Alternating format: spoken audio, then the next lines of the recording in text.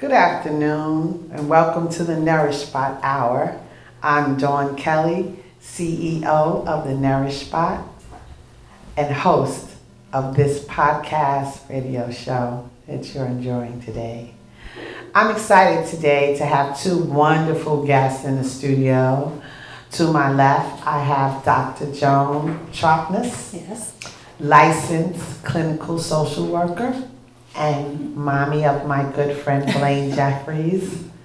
And to my right, I have client and author and award-winning marketer, Dorinda Walker. She's my former colleague, and her book is called Protected by Purpose. It's right there. So I don't know if many of you know, but May was Mental Health Awareness Month, and June is PTSD month. And for those of you who don't know what that acronym is, it's post-stress traumatic disorder. And I just finished watching the documentary on Netflix by Ava DuVernay, When They See Us. And it came to me that African Americans in America have to be suffering every day from PTSD. Just living. And reading your book, Protected by Purpose, I know that you have to manage mental health issues Yes. each and every day. And just me as a single mother in New York City, I mean, some of the things that I have to withstand and manage and navigate through, sometimes I wonder how I don't lose my mind. So I thank you ladies for coming today to talk about such an important issue. And we're going to start with you, Dorinda. Okay? What made you write this book? What made you write Protected by Purpose? It's actually a great story. I was at a faith-based conference and Bishop Cheryl Brown was preaching, and when it was over, I was one of 1,000 people in the room. I went to walk out the room and she literally ran off the stage and tapped me and asked me my name and said, "I hope you weren't embarrassed that I kept staring at you during my sermon." And I said, "Honestly, I didn't notice, but why?" And she said, "You have an anointing all over you. You're destined to do something great." I subsequently told her my story and my pastor my story, and they both said, "You should write a book." And my pastor invited me to be the keynote speaker at a women's luncheon, and I still wasn't ready to write the book. And there was about 250 women there. I spoke for a half hour, and literally 50 women stood in line and waited up to an hour to speak to me. And the first woman said, "Nobody knows this, but I've been contemplating suicide for the last couple of days. And after hearing your story, I know that's not what God wants me to do." And there was story after story like that, and that was the impetus for me to write the book, because I realized just by me sharing my vulnerability and my story, it will allow others to heal. That's good. Now, tell me about your title, Protected by Purpose. How'd you come up with that? So Protected by Purpose, I was actually at a team meeting while I was in corporate America. We were at an event, and my team and I were brainstorming names at dinner, and a young lady named Nadia Davis Davis said to me, "It should be protected by purpose because God has protected you your whole life. After everything you went through, there's nothing that can explain it other than God's protection." And that's how we came up with the name Protected by Purpose. Okay, Nadia, I see you, I see you. Well, in reading your book, I learned a lot more about you because Dorinda and I were colleagues for 16 years. We actually started as a mentor and mentee relationship. We met in an elevator. She just reminded me that today. And as we walked here to the studio, we both said, who would have thought that a chance meeting in the elevator would have brought us to this point. So yeah. I got to thank God for that too. Yes, amen. But in your book, you tell some really horrifying stories. And one of which is how you navigated growing up with two drug-addicted parents. Mm-hmm. and with a really strong grandmother and her sisters. Mm-hmm. Tell me, what are some of the lingering issues that you deal with even today? So I have a compulsive personality, and I think it's an outcome of the way I grew up. So I know I need to have to control my compulsion because I'm one of those people who want it when I want it, because for so long during my childhood I had to wait. And I know that's an after effect of what I experienced as a child. I still have weight issues because I had low self-esteem. I had issues with men and trust and being abused, attempted rape, which I talk about in the book. And so I did not want to look attractive to men. And so my addiction is food. And so I have to control how I eat, what I eat. And you can notice when I'm stressed because my weight goes up. Because I look to food to heal or to cover up whatever I'm dealing with. And I also know that I can spiral into depression quickly. So last year, I was going through a lot of stress in my corporate career, and I knew that it was not healthy for me.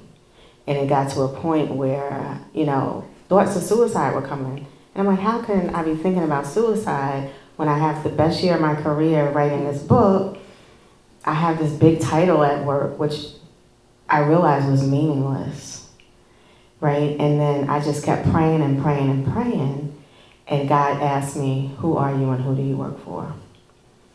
And I realized that I had to let that corporate job go, because who I am is a woman with strength and courage who created her own position in a Fortune 50 company on a GED education and generated millions of dollars in premium and assets under management, more than any other marketer in the company, right?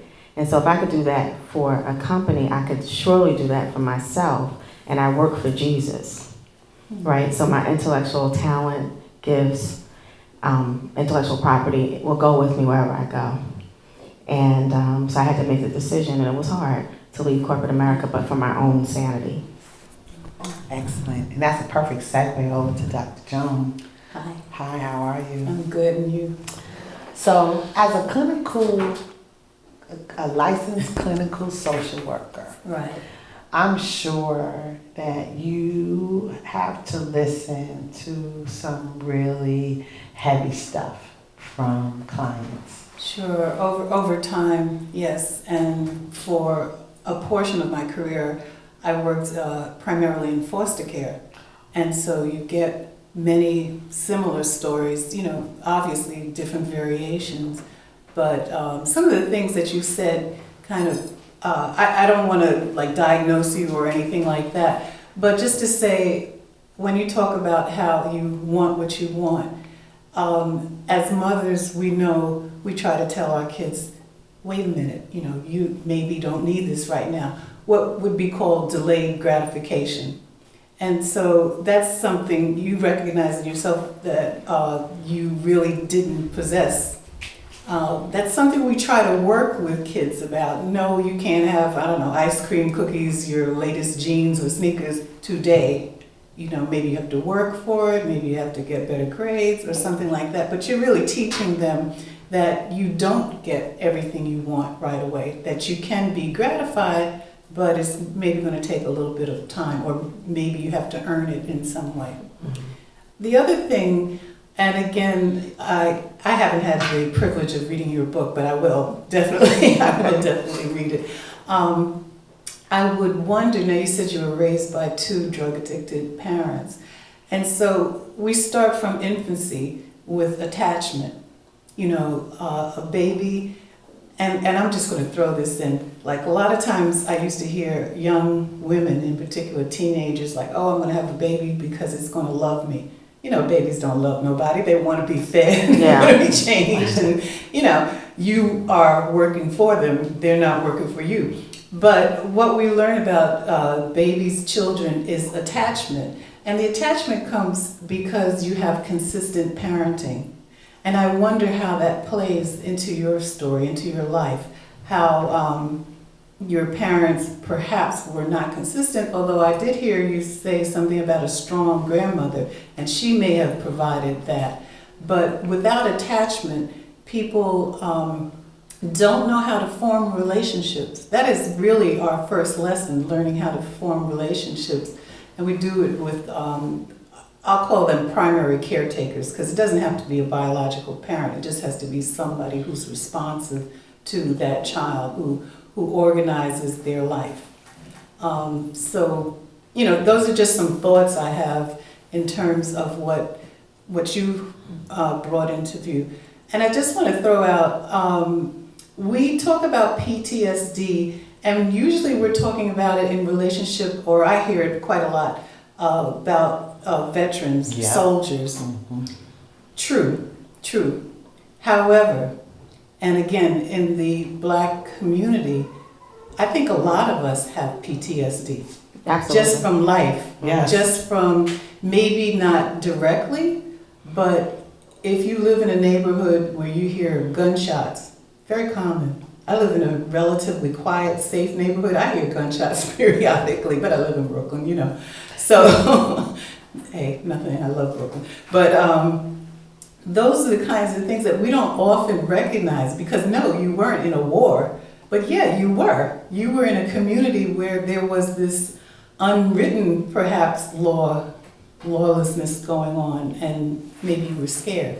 And not just lawlessness. So, you know, as I mentioned when we first started, is that I not only read Dorinda's book, but I also just finished watching a documentary about Yes. When They See Us. And it took me back to that fateful day in 1989. I realized that I had just had my son, it was less than 30 days before that I had my firstborn. And I actually had to send him an email right after that film was over, after I finished watching it, to tell him that I realized that everything that I did when he was concerned was actually marred by what happened with the Central Park Five. Because watching how those children were snatched from their parents, okay, and they were treated that way, they weren't given the opportunity for lawyers and all that stuff, it made me hold my son tight. Now that may have, you know, messed with his mind a little bit, because I was so, you know, like tightly wound and wouldn't let him kind of just be. Listen, as Black parents, we've all had that talk, particularly with our sons. You know, I remember, I have two sons, and I remember telling them, don't wear a baseball cap when you drive. You know, don't do this. Carry identification with you. Definitely call me, you know, for whatever. Now, the other night, my younger son who lives with me, he was coming home. He works really odd hours. Sometimes he comes home 2 o'clock in the morning. And he said how he was driving, he was coming around the corner. We live on a one-way block, so you have to kind of circle to get in the street. And he said he noticed a police car behind him. Now this, I'm talking about maybe a week, 2 weeks ago. And he said, yeah, the police car followed him around. And when he came to our block, you know, they turned on the lights. And so he said they got out, you know, and said something about, oh, your front headlight is out. And he said, he told them, well, your front headlight is out too. And I was like, why did you say that? And I said, you know, you could have called me, because crazy me, I would have come out. I would have come out and hands in the air or whatever to talk to them. But you know, you were, and this is kind of crazy, but you were lucky, but you should not have spoken to them like that. And he said, well, I'm on my block. I'm on right 2 doors down. I'm just looking for a parking spot. Yeah, but we know under those circumstances, a lone Black male driving, and he did have one headlight out, but that could have been a problem. Yeah. That could have been a problem. So what you're saying about your son, I think most 99.75% Black mothers, Black parents, you've had that conversation. You know, we treat our children differently. Right. we almost instill a bit of fear in them particularly about authority figures. And you were talking about that other documentary, and it just so happened I was traveling, as you know, yesterday, and so I hadn't seen If Beale Street Could Speak. Oh, Could okay. talk. Right. And very similar. Right. Very similar. So, yeah, I watched it and I was like, oh, so true, so common. You know, that young man in the story had to plead to something he didn't do. How many of us? I mean, that's basically what happened in Right. Central Park. Yeah, Five. Exactly. So, And so what I'm wondering, what do we do? Like, what do we do for the Black community? How do we heal? How you know?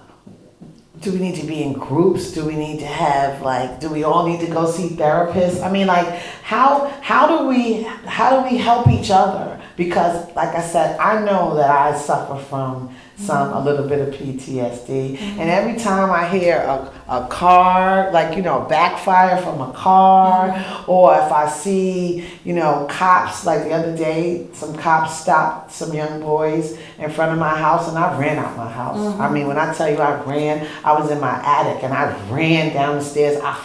I had no shoes on. I was in my socks, but I ran outside with my cell phone, and I made myself known because I don't want to see not another young Black man be mistreated by people who have authority and they abuse it. Yeah. Because that's what I think goes on in our community, that they abuse their power in our community, and they allow their children and people to do what have you. Because it can't be that 12% of the population, that's all we are, we're 12%. right. And we can't be doing all this stuff that's bad, right? Right. How many of us are in jail? Yeah. For Right. whatever. Unfortunately, there's been hundreds of years of psychological batter and torment to African Americans in this country. And I think first we have to come to an understanding of everything that was ingrained in our psyche. And because there's so many different outcomes that have happened because of that, how women are treated, how Black women are viewed in this country, how Black men are viewed in this country. I think it starts with foundationally getting the two-parent household back, right? Because you need a good foundation for families to talk about issues related to drugs, mental illness. So many times in our community, we don't want to talk about it. No, we don't. We don't want to talk about it. And we know, we know Uncle, Uncle's got a little, that's what they say, Uncle got there's a little something missing with Uncle. When I was coming out with the book, I was afraid to tell my family because I put in there that my maternal grandfather tried to molest me, and I'm thinking it's going to be this huge secret. Right. And when I got the family together and told them, they were like, "Oh yeah, we know." And it was like, why don't we talk about it?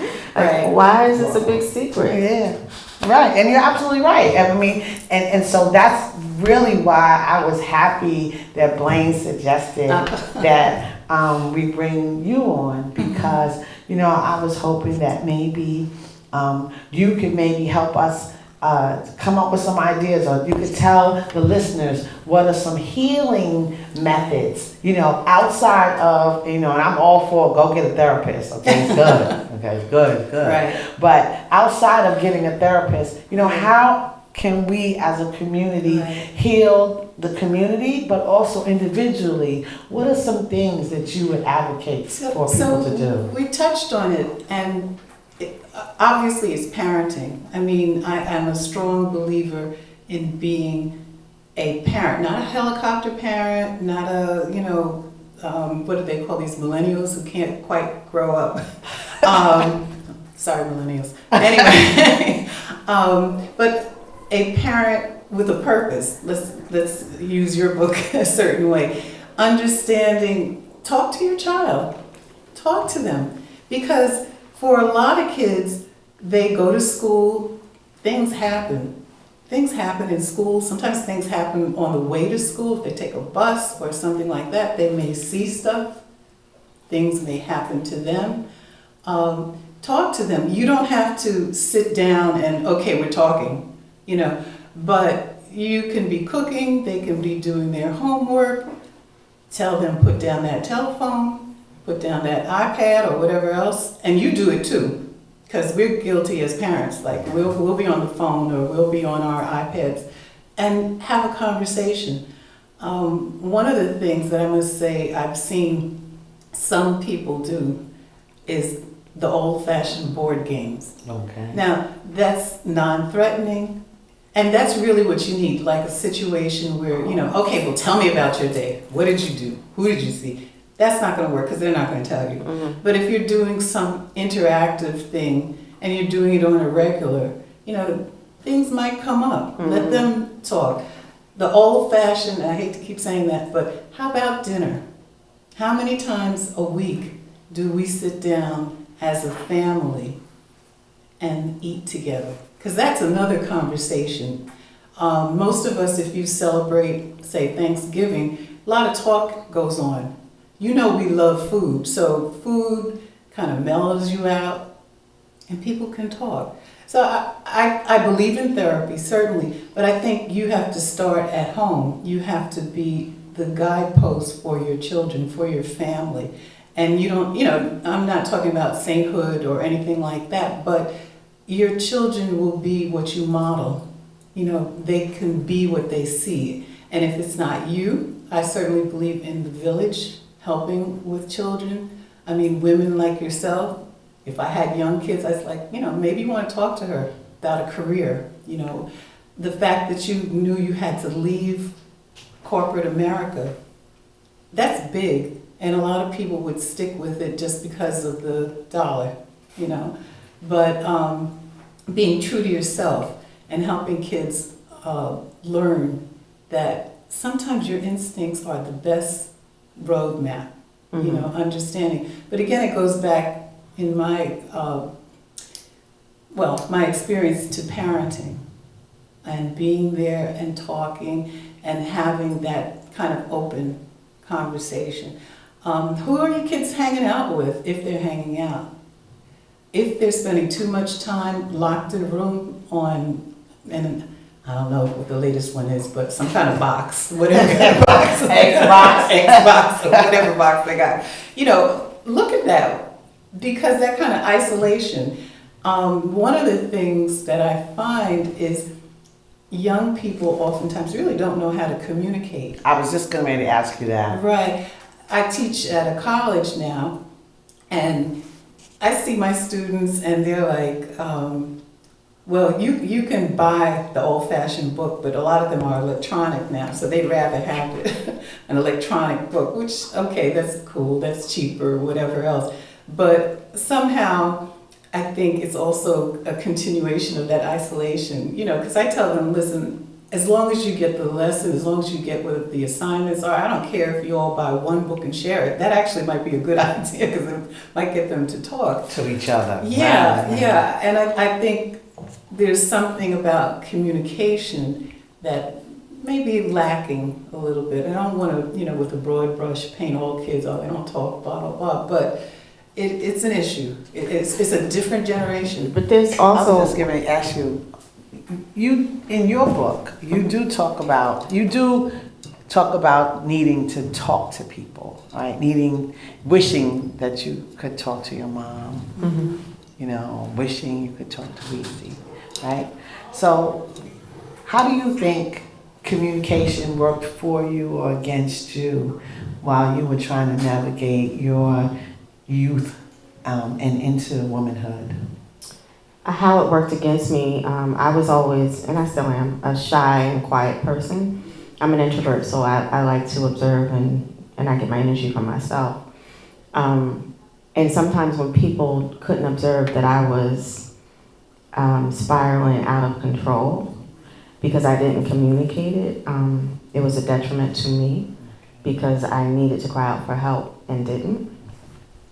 As I learned to pick up my self-confidence and as I grew into the woman that God wanted me to be, I realized that what other people think about me doesn't matter. So other people's judgment, once I let that go, It allowed me to be authentic in who I am and not worry about what others think about me, because that was a big issue for me, which allowed me to be a better communicator because I could speak my truth authentically. Don't mind being confrontational. I'm not disrespectful, but I will stand up for myself. So that's how it helped me. But there's one thing I want to touch on when we talk about children of today, because I think it's important. I read an article that said that the Gen Z generation, millennials, are more depressed than Gen X and boomers. Okay. And I think it's a reflection of the social media age because... And it's isolation. Right. So, because I picked up on that too. Right. Because they sit in these black rooms with this box and this TV, Yeah. and that's all they do, or they're on their phone. So they are isolated. We didn't have that growing up. But what they do is, people tend on social media to only post the good things. Right. And it make their lives appear like they have no issues, that they're living this grand life. And so these young people are trying to be like those people they see and interact with, when it's really not reality. It's not true at all. So I think as parents and caregivers, we have to instill in them that what you see on social media is just a reflection of what people want you to see. It's not reality. Right. Right. But I also want to ask, okay, so I don't want us to really just stay on the kid level because, we started this talking about you and talking about me, right? And you too, right? There are grown people walking around with issues. I mean, women out here that are battling issues of, depression or low self-esteem, and I'm sure there's men out here grappling with that as well. And then, I know some people don't even like to go outside because they're scared about what might happen once they step a foot outside. So I'm just wondering, what do we do as a community to, one, teach the powers that be what they're doing to us and to get them to stop, okay? That's the first thing. And the second thing is, what should we be saying to each other? What should we be saying to ourselves to, to help eradicate the PTSD, to make us feel more healed and whole? That is a wonderful and difficult question. Statistically, we say, and this is people who've been diagnosed, there's, in a crowd of 100 people, there's 8 that have a diagnosis of PTSD. So that's the 8 that maybe have confronted it. So that's the 92 that we really don't know what's going on with them. How do we help? I don't have an exact answer, but I think you certainly need support. And how you get that support is, do you have people whom you can trust? Relatives, friends, people who you can trust and really talk to, not talk at, or they don't talk at you. Or, back to what you were saying, they're on Facebook and, they're upset because I didn't get 100 likes or something like that. Do you really have friends who can stand with you? Because a friend is somebody who stands with you no matter what. So, we all know a lot of people. Are they our friends? Hopefully you have a few, because if you have 100 or 200 friends, then something's not happening, Not real friends. Yeah. I mean, to tell you the truth, I think the smaller your circle, sometimes the better. And I mean, that's the circle who you trust and who you would do something for and they would do for you. And understand sometimes family isn't your friend. Right. Oh, right. Yeah. Lots of times. Right. And you have to acknowledge that if your family is toxic, they're toxic, and hey. When I was reading your book, because she has a whole chapter on it, and then the Dear Reader at the end is even better. But I would say this, I always think about that, right? Because we have so many dynamics in our family. It's all types of things going on in our families, right? And I'm often reflecting on that. And this is what I think. I think that God knows what He does when He sets you in that particular family, because He knows what you need to learn. And, sometimes it's a harder lesson for us, right? But if you can navigate the family dynamics, right? Seriously, most of the time, if you can navigate the family dynamics, because there's a little bit of everything that you see in the world at large in your family. So if you can figure out how to navigate that in a whole way, right? You still, you still come out being okay. Then I think the world becomes easier to you. But if you can't pass the family test, you won't pass the world test, right? Yeah. I mean, that's just my reflection on it. That's an interesting thought because your family has probably many more characters than you would want. Yes, Yes. And so again, when I'm teaching, I talk about family, but I also say there's other types of families. There's the one you choose, and that may be your friend. Now, you're born into whatever you're born into. You don't maybe have a choice with that, but you certainly can choose your support system, your friends, and that can be your sister or your brother. I think it's very important to have that tight circle of people, male, female, whomever, and you're right, it may exclude your family members. I have family, and I guess I interact with each one on different levels, Right.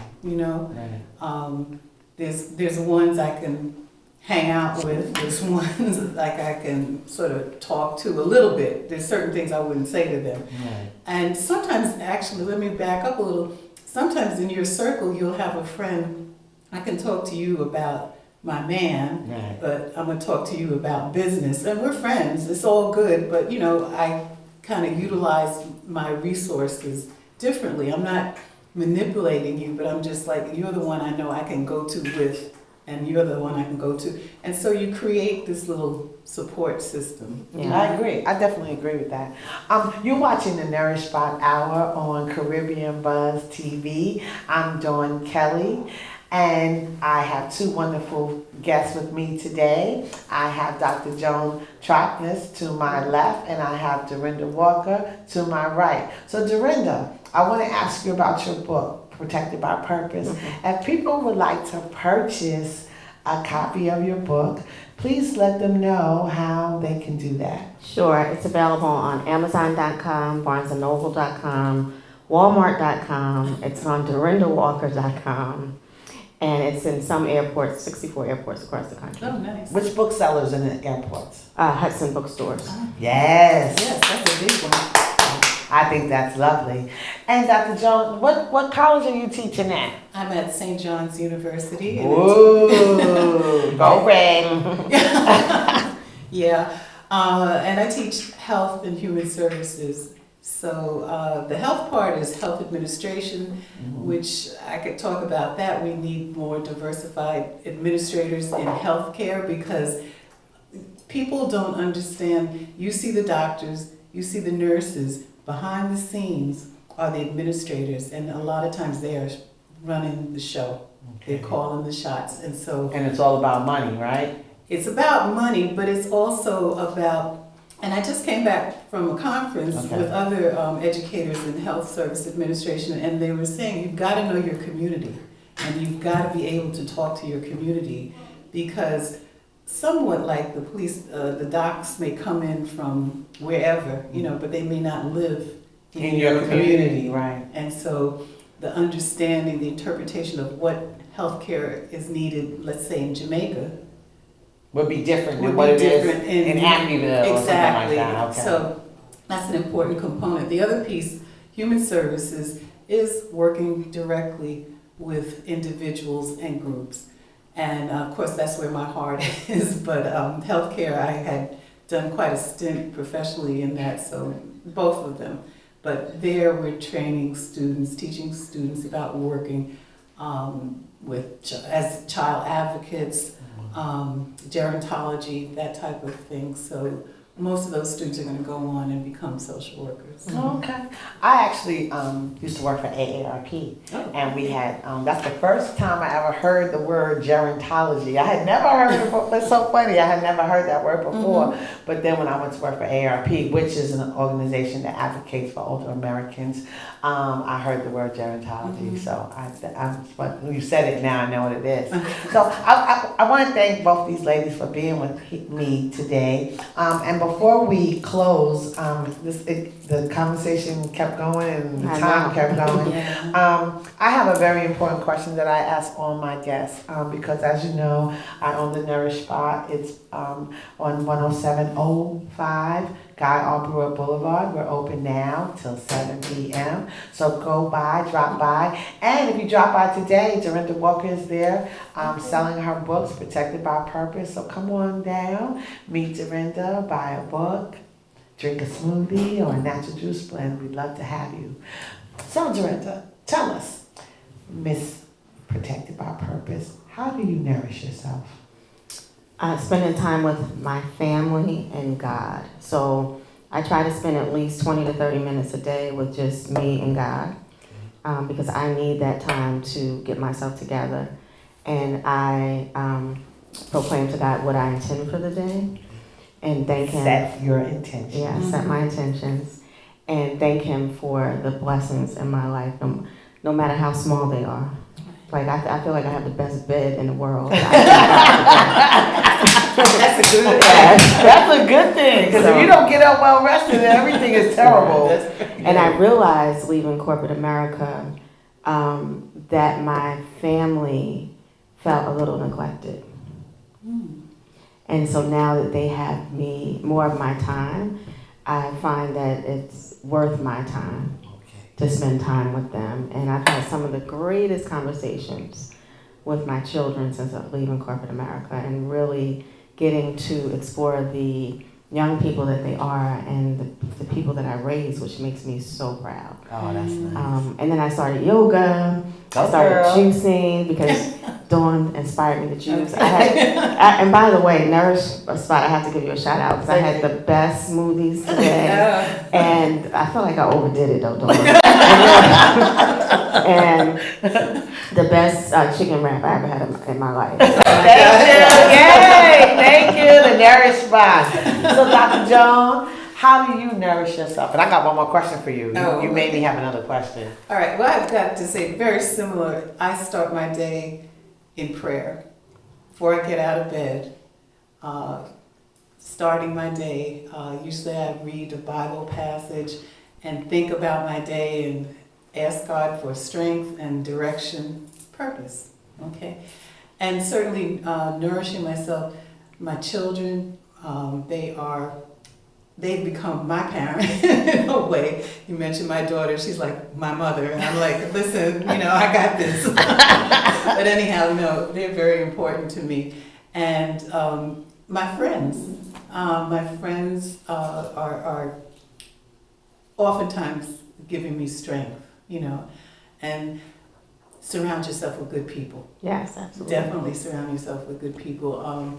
There are people who want to use you. There are people who come through your life for a time, but recognize the ones that are there for the long haul. So that's very nourishing to me. And I wish I could say I was doing some yoga or something like that, but no, I do a little gardening. I like to gardening. Is good. Yeah. Yeah, I'm not the best, but it's funny because one of my friends is like, why don't you hire somebody? And it's like, no, I'm going to do this myself. And I like it. It's something to do. So. That's lovely. So I wanted to ask you, what's next? Because I already know what's next, but I need you to tell the world about CSG. Okay. Yeah, so I launched my own marketing consultancy called Cultural Solutions Group. And it's an agency designed to help Fortune 500 companies develop strategies to engage women and diverse consumers. So I'm really excited about that. I just got the paperwork in the mail for my nonprofit called WeSee's House of Hope. And if you read WeSee? WeSee is my mom. Okay. And if you read the book, you'll understand why that's so significant for me. And I just launched a podcast too called Protected by Purpose, and I'm really excited about that. And the Facebook group? And we have a Facebook group, Protected by Purpose. And now I'm just on a mission to inspire people through stories, and that's what my podcast is about. Because traveling the country promoting my book, I realize how powerful that is, and how people are holding so much inside of them, and just by sharing a story, how you give them the freedom to let it go. So that's part of my mission, and the other part of my mission, because I was so passionate about this in corporate America, is making sure that Fortune 500 companies support women and minority businesses and promote their products and spend the money with Black and brown media companies. So, and what's the 3 concepts? It was parity, inclusion, culture, inclusion, and equity. yes.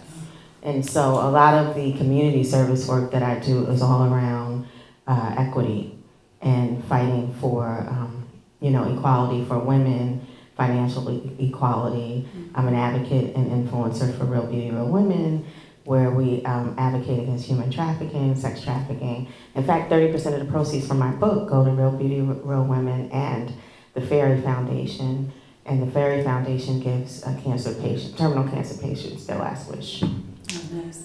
So, and what's coming up on the horizon for you, Dr. Jones? Oh, well, for now, of course, I'm enjoying working with my young people, teaching. It really was not something I foresaw in my future, but I'm enjoying it, and I've been doing it for quite a number of years now, so probably will do that for a bit more.